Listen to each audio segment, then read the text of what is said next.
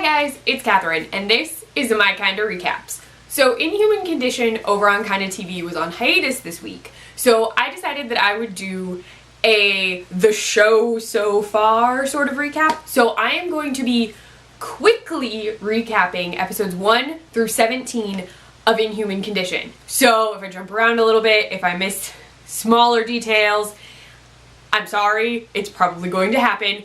But I'm going to do my best to get as much Inhuman Condition crammed into this video in a short period of time so you can like speed watch this on Monday before the new episode. So let's get started. Alright, Inhuman Condition is about a psychologist, Dr. Kessler, who treats inhuman patients. So all of her patients that we see are supernatural. We meet Tamar, who is a being of intense power, who's lived in a place called the Center most of her life, because when she was a young child, she inadvertently disappeared / killed her entire villa, her entire home, like her whole hometown. Poof, gone. The general belief is that she was super powerful as a child and didn't know how to control her powers, which, I mean, little kid, very true. And this was all an accident.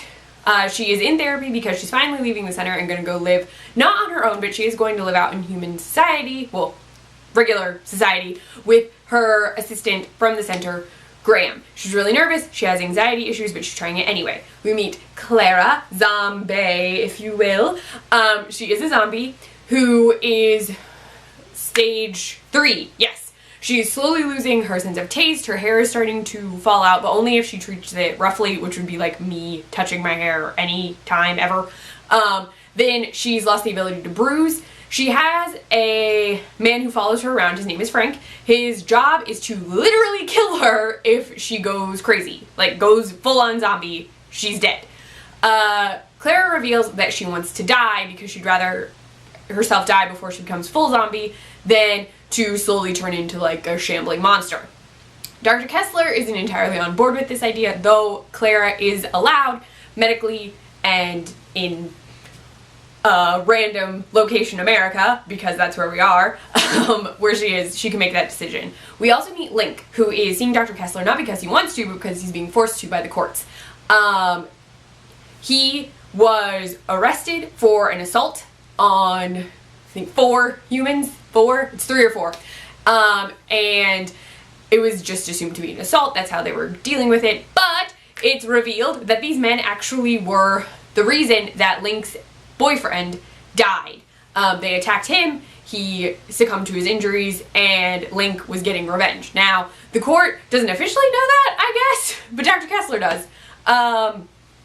Dr. Kessler herself has her own pretty complex backstory. She has an ex-wife and a daughter, and she also has a ex-boyfriend. I don't think they were ever married. I always think they were, but I don't think so. Named William. He is currently a cop, and he is secretly investigating Link. The issue is, I don't know if Kessler knows that he's secretly investigating Link, but you know.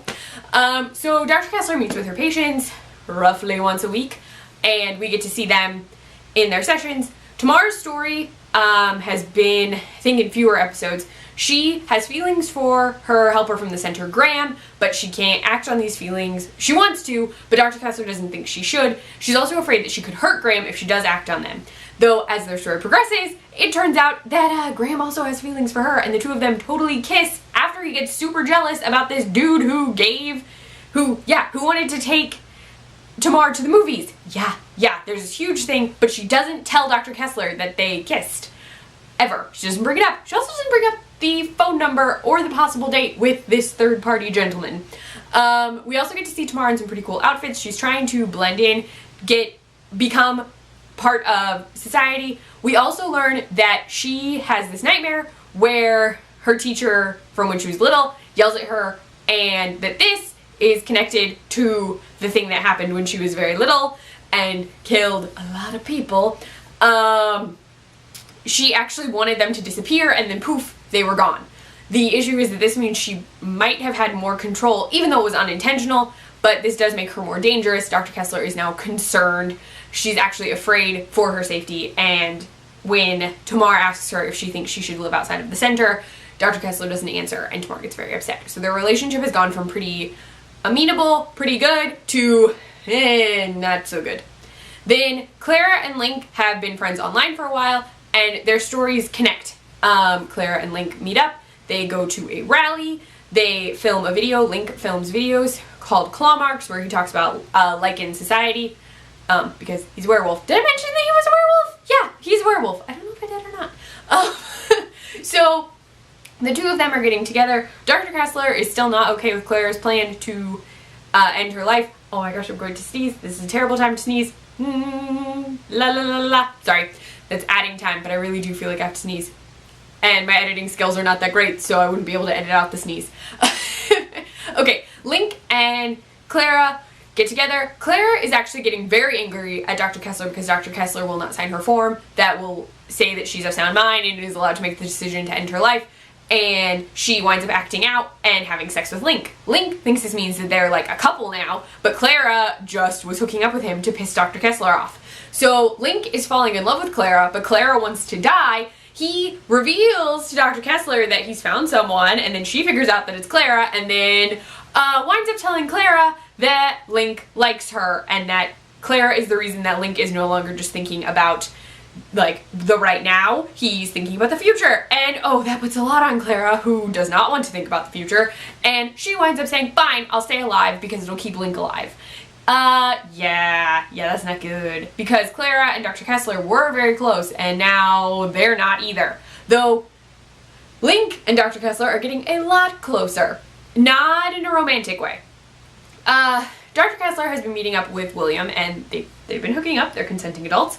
But I really think that William is using Dr. Kessler to get information about Link, because he thinks that perhaps if he had been a detective, that Dr. Kessler would have stayed with him. She says that he would have to be the kind of person who has the ambition to become a detective, and it looks like he's using this like idea of ambition to get information from her that he shouldn't be getting. Like, he shows her the Claw Marks videos, but then he suddenly knows that Link is meeting with Tully in the middle of the night. Yeah, he goes to meet Tully, and Link is like, I'm not going to go through with this mission they were going to do. It was called the Blood Moon. But we don't know what was going to happen. He doesn't either, but it was probably going to end in his death. But now he doesn't want to die because of Clara. Yeah, that would be fine, except now William knows about it, and I'm pretty sure the Lycans are monitoring the cops or something. Because after this meeting, yeah, some dudes in, I think they're called balaclavas? They're the ski mask things with the stuff cut out. Isn't that a balaclava? I don't know. I feel like that's what they're called. They burst in after Link yells at Dr. Kessler. He has yelled at her before. He didn't respect her. He didn't want to be meeting with her. And they finally had gotten to a point where he was willing to talk to her. He was okay with her.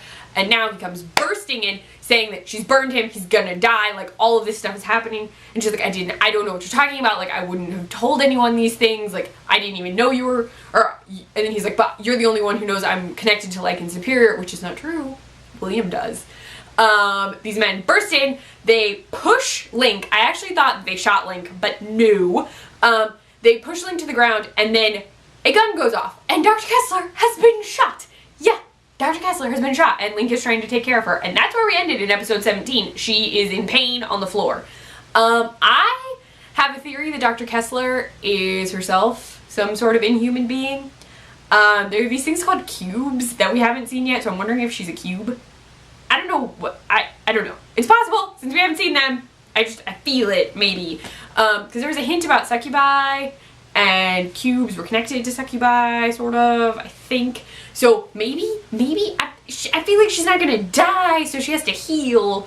So I don't know. A lot is going on.